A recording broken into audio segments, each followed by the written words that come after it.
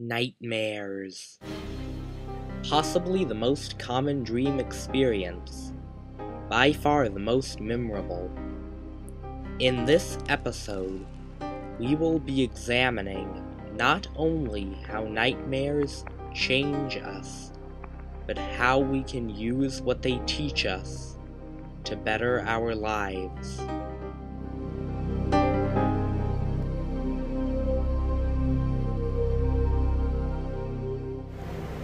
I was a child. It was a chronic dream. It happened over a number of years. In the dream, I was in an underground cavern, and I could see myself in this labyrinth of tunnels being chased by a gorilla back and forth through the tunnels. The gorilla was chasing me. Strangely, he never caught me. He never did any harm to me, even though he was much bigger and powerful than I was. I did have a reoccurring nightmare when I was like 5 or 6 years old, and what it was these witches would come out of my closet and chase me, and they'd hover over me, 3 of them looking really terrifying. It's like I was inside this gray thing that would explode if I would breathe. I was to hold my breath so I wouldn't breathe. After I had the dream again and again, that suddenly I would wake up, and it wouldn't explode because I didn't breathe. When I was just a little kid, I didn't know what was happening. I didn't know how to deal with the dream, and therefore it terrified me, and I thought it was a nightmare.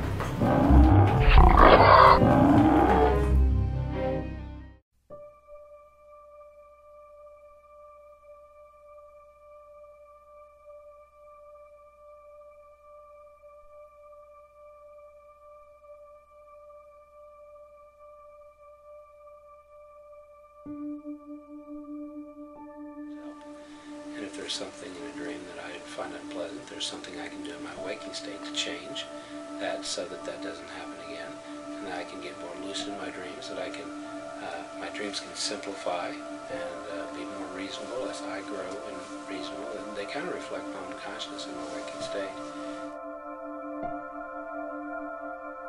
In the particular approach that the Senoi practice, they teach their children how to dream. They actually have rules to dream by.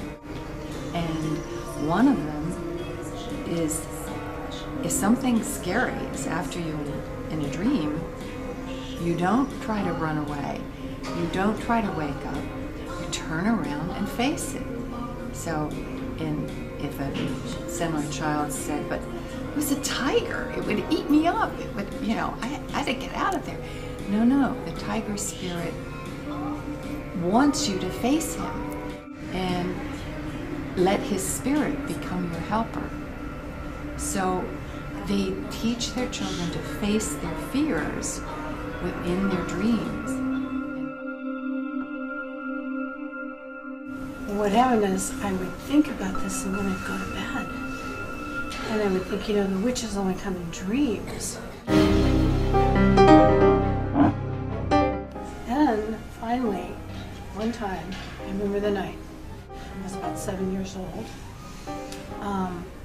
the witches came, they still looked scary, I ran, and I think, wait a minute, I'm dreaming now. So I get all this courage. They still look scary and ugly, like they're gonna devour me, and I look at them and I say, okay, let's get this over with. What do you want? And they flew away.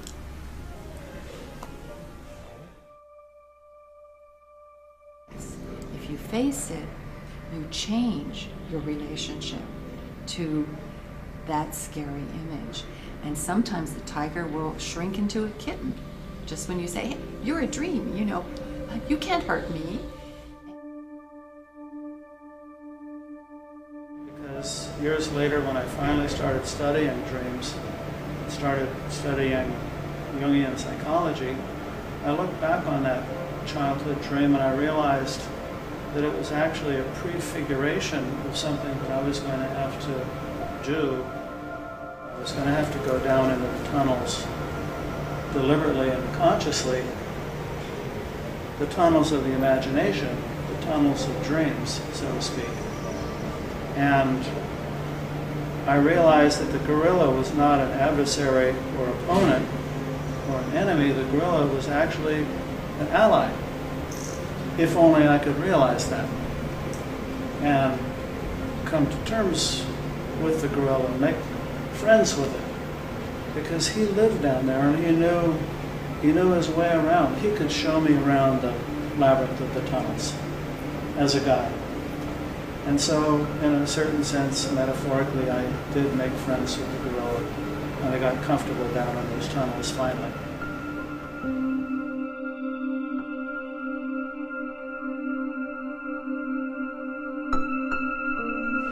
I think they are gifts. And I think, especially when it's an amazing dream, it's something we should listen to. People felt, wow, if I make my dreams different, I can make my life better. And I think it's really true.